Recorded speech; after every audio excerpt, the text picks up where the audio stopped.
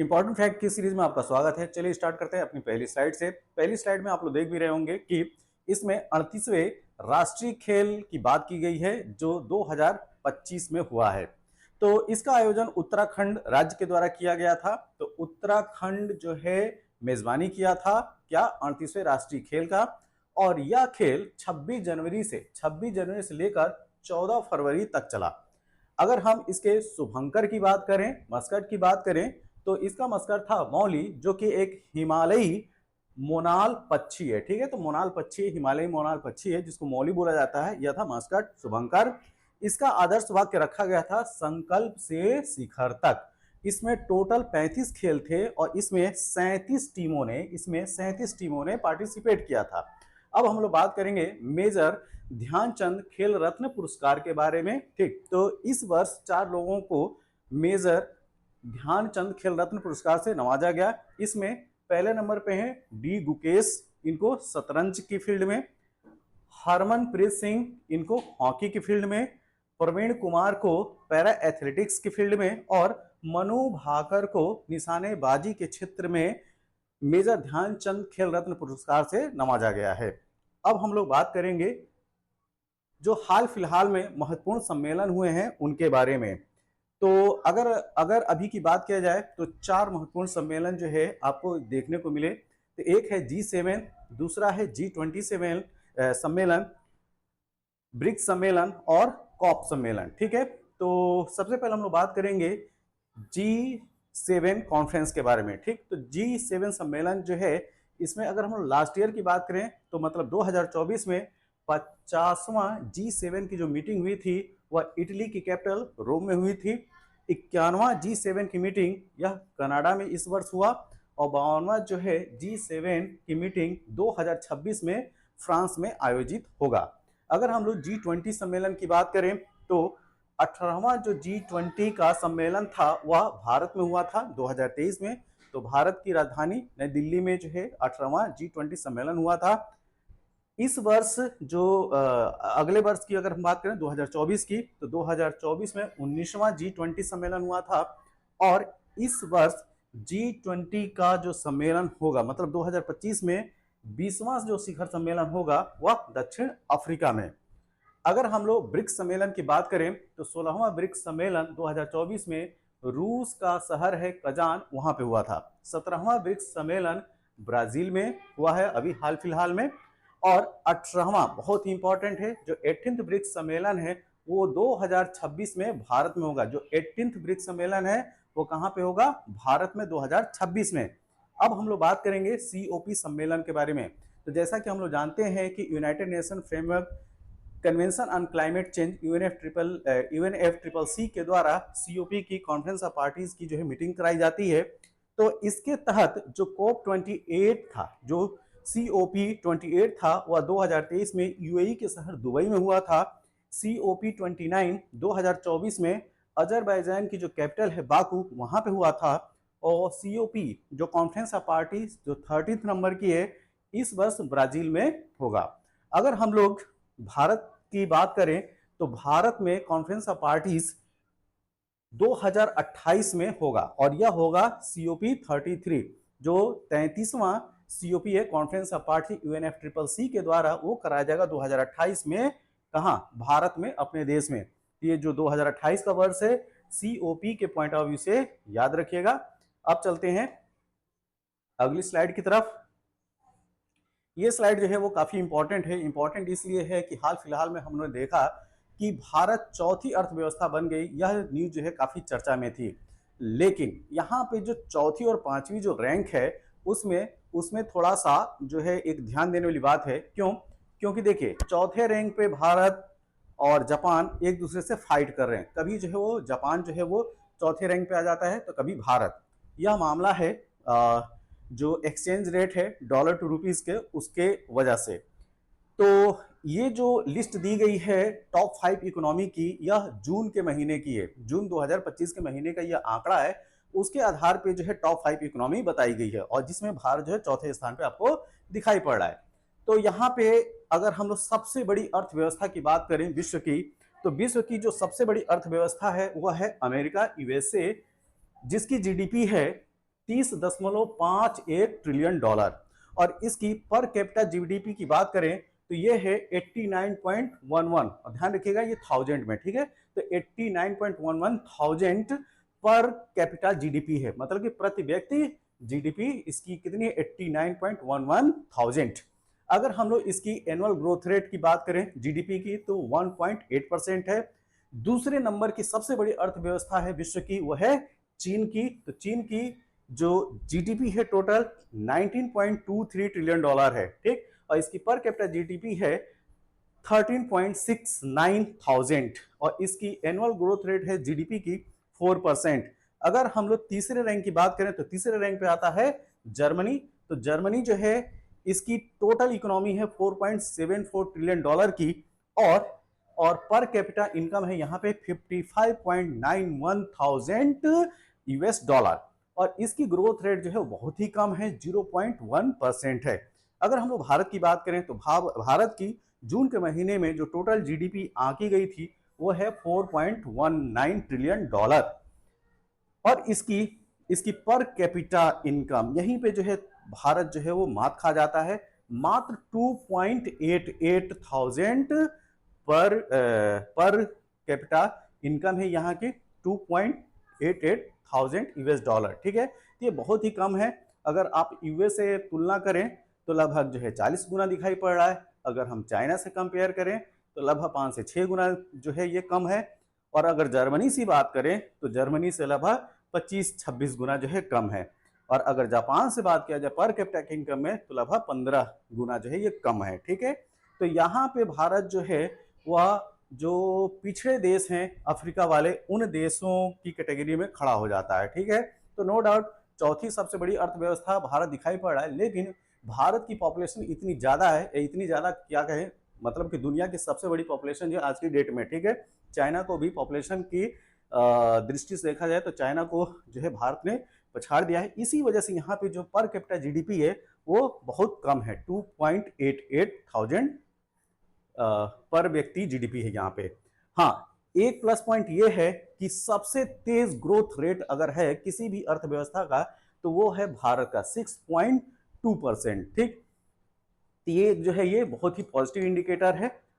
अब हम बात करते हैं जापान की। तो जापान की इकोनॉमी जो है 4.19 ट्रिलियन डॉलर की है, लगभग भारत के बराबर भी। इसी वजह से मैं कह रहा था कि जो चौथे और पांचवी रैंक है एक दूसरे से फाइट चल रहा है भारत और जापान से। अगर इसकी पर कैपिटा इनकम की बात किया जाए तो ये है 33.96 थाउजेंड प्रति व्यक्ति इसकी जीडीपी है, और इसकी ग्रोथ रेट मात्र 0.6% है। तो इसी वजह से भारत के लिए जो है कोई समस्या नहीं है चौथी रैंक को बरकरार रखने के लिए। आगे जो है भारत जो है नो डाउट इस ईयर के खत्म होते होते, मतलब 2025 को खत्म होते, यह जो पोजीशन है चौथी रैंक भारत की वो लगभग फिक्स हो जाएगी, ठीक। क्योंकि इसकी ग्रोथ रेट आप देख ही रहे हैं 6.2% की है।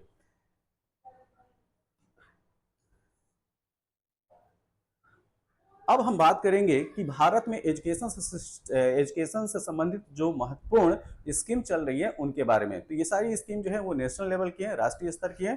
तो सबसे पहले हम लोग बात करेंगे पीएम श्री, ठीक है। तो पीएम श्री योजना की अगर बात करें तो इसका तो पहले फुल फॉर्म समझते हैं। इसका फुल फॉर्म है PM school for rising India, और यह योजना 7 सितंबर 2022 को स्वीकृत की गई। और इसका उद्देश्य है पूरे भारत में 14,500 से अधिक स्कूलों को सशक्त बनाना, ठीक है। तो 14,500 से ज्यादा स्कूलों को जो सशक्त बनाने की यह योजना है, और यह कार्यान्वयन अवधि की बात करें तो यह 5 वर्ष की है। और 5 वर्ष कब से जोड़ा जा रहा है, 2022 से 2027, ठीक। तो 2022 से लेकर 2027 तक का टाइम पीरियड रखा गया है पीएम श्री के लिए। और ध्यान रखिएगा इसका फुल फॉर्म, क्योंकि ये जो योजना है इनके कभी कभी जो है फुल फॉर्म भी पूछे जाते हैं। अब हम बात करेंगे दूसरी एजुकेशन से संबंधित योजना की। तो ये है उल्लास, ठीक है। तो नव भारत साक्षरता कार्यक्रम के तहत, मतलब कि जो NILP प्रोग्राम है, न्यू इंडिया लिटरेसी प्रोग्राम के नाम से भी यह लोकप्रिय है, और यह एक सेंटर स्पॉन्सर्ड स्कीम है, ठीक। तो केंद्र प्रायोजित यह एक योजना है, और विशेष रूप से इसका जो उद्देश्य है, विशेष रूप से औपचारिक शिक्षा से जो वंचित रह गए हैं 15 वर्ष और उससे अधिक आयु के वयस्कों को सशक्त बनाने का लक्ष्य रखा गया। तो ध्यान रखिएगा, यह छोटे बच्चों के लिए नहीं है, या किनके लिए है, जो 15 वर्ष या उससे ज्यादा के जो एडल्ट हैं उनके लिए जो है उल्लास योजना है, जिन्होंने एक फॉर्मल एजुकेशन नहीं प्राप्त किया। ठीक है, तो विशेष रूप से औपचारिक शिक्षा से वंचित रह गए 15 वर्ष और उससे अधिक आयु के वयस्कों को सशक्त बनाने का लक्ष्य है। ठीक है, अगर हम लोग इसकी कार्यान्वयन अवधि की बात करें तो यह 2022 से लेकर 2027, तो ये भी 5 साल के लिए इसका टाइम पीरियड रखा गया है। ठीक है,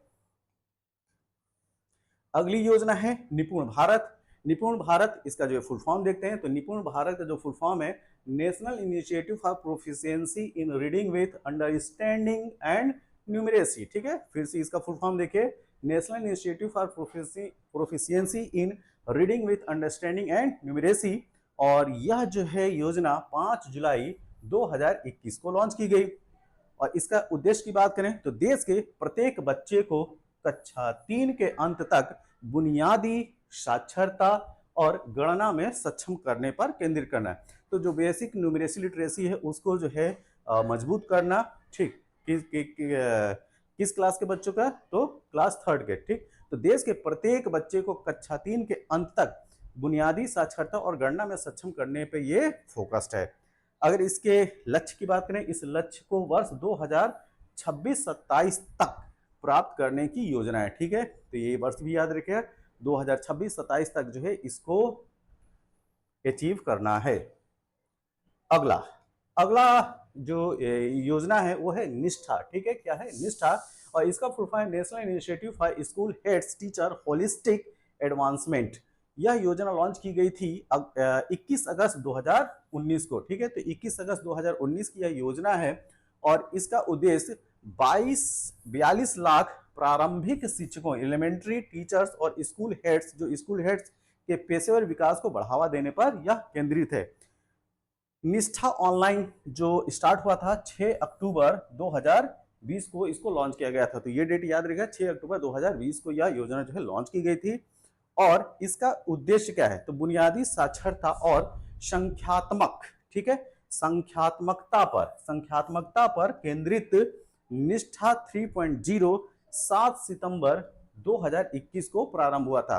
तो अगर हम लोग जो है निष्ठा 3.0 की बात करें तो 7 सितंबर 2021 को इसको स्टार्ट किया गया था। अब हम अगली योजना के बारे में बात करेंगे। अगली योजना है समग्र शिक्षा योजना। तो समग्र शिक्षा योजना यह स्कूल शिक्षा हेतु एक इंटीग्रेटेड प्लान है। ठीक है, तो स्कूल शिक्षा हेतु एक एकीकृत योजना है। 2018 में इसको लॉन्च किया गया था। इसमें संशोधित समग्र शिक्षा योजना का कार्यान्वयन 5 वर्षों, तो 5 वर्षों में यह टाइम पीरियड क्या है, 2021-22 से 2025-26 तक। तो ये था समग्र शिक्षा योजना। अब हम लोग बात करेंगे ऑपरेशन सिंदूर से संबंधित कुछ इंपॉर्टेंट फैक्ट, और ये इंपॉर्टेंट फैक्ट हैं जो हमारे द्वारा वीपन्स इस्तेमाल किए गए थे इंडियन एयरफोर्स के द्वारा और मिलिट्री के द्वारा, उसकी बात करेंगे। और उन वीपन्स की भी बात करें, उन हथियारों की बात करेंगे जिसमें पाकिस्तान को जो है काउंटर अटैक किया गया था। ठीक है, तो पहले हम लोग बात करेंगे कि ऑपरेशन सिंदूर में प्रयुक्त भारतीय हवाई बल, मतलब कि जो इंडियन एयरफोर्स है उसकी जो वीपन सिस्टम था उसके बारे में। तो पहले नंबर पे है दसाल्ट राफेल लड़ाकू विमान। जैसा कि हम लोग जानते हैं कि भारत ने जो है ऑपरेशन सिंदूर के दौरान राफेल लड़ाकू विमानों का जो इस्तेमाल किया था पाकिस्तान पर अटैक करने के लिए। तो इसकी प्रमुख विशेषता क्या है, ठीक, तो स्पेक्ट्रा इलेक्ट्रॉनिक वारफेयर सिस्टम इसमें है और active electronic scanned array radar इसमें आपको देखने को मिलेगा। दूसरा है स्कैल्प, मतलब कि स्टॉर्म शैडो क्रूज मिसाइल। ये जो है यूरोप के द्वारा इसको बनाया गया है, ठीक है, MBDA के द्वारा।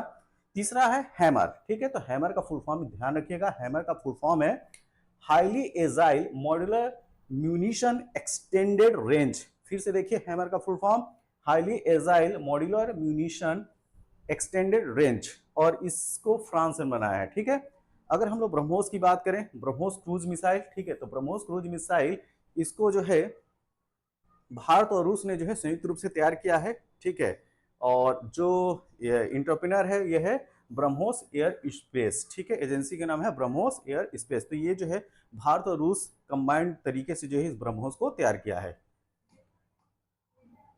अब हम लोग बात करेंगे ऑपरेशन सिंदूर के दौरान भारतीय सेना की जो जो इंडियन मिलिट्री है उसके द्वारा जो वेपन्स इस्तेमाल किए थे, हथियार सिस्टम क्या जो यूज किए थे उसके बारे में। ठीक है, तो पहला है स्काई स्ट्राइकर लो इंटरिंग म्यूनिशन। तो इसको भारत और इजराइल ने जो संयुक्त रूप से बनाया था, और इसमें एल्बिट सिस्टम और अल्फा डिजाइन किया हुआ है। ठीक, अगर आईएआई हरोप लो इंटरिंग म्यूनिशंस की बात करें तो इसको इजराइल ने बनाया है, और कुछ कंपोनेंट जो है भारत में भी बनाए गए हैं इसके। ठीक है, अब हम लोग बात करेंगे जो इंडियन एयरफोर्स है पाकिस्तान को काउंटर करने के लिए जो हथियार इस्तेमाल किया था उसके बारे में। तो आप लोग जो है S-400 ट्रायम्फ के बारे में सुना होगा, जिसका निक नेम रखा गया था सुदर्शन चक्र, मतलब कि इसको सुदर्शन चक्र के नाम से भी जानते हैं। ठीक, और इसको रूस से लाया गया था। ठीक है, तो यह S-400 जो है वो रूस से हम लोगों ने मंगाया था। ठीक, और अपनी इंडियन एयरफोर्स के लिए जो है काफी, इंडियन आर्मी के लिए जो है ये काफी जो है वो अनुकूलित है, काफी जो है वो, और ये काफी जो है कारगर भी रही, और पाकिस्तान के जो भी मिसाइल थे उसको उसने जो है काउंटर कर दिया। Akash surface to air missile system की बात करें तो इसको भारत की जो संस्था है DRDO, defence research and development organisation, उसने तैयार किया है। ठीक, इसी के साथ जो इंपॉर्टेंट फैक्ट का यह वीडियो है वो कंप्लीट होता है। यह वीडियो आपको कैसा लगा, जैसा भी लगा आप अपने सुझाव दें कमेंट बॉक्स में जरूर दें, और इस वीडियो को ज़्यादा से ज़्यादा लाइक करें, शेयर करें और चैनल को सब्सक्राइब करें। तब तक के लिए थैंक यू, धन्यवाद।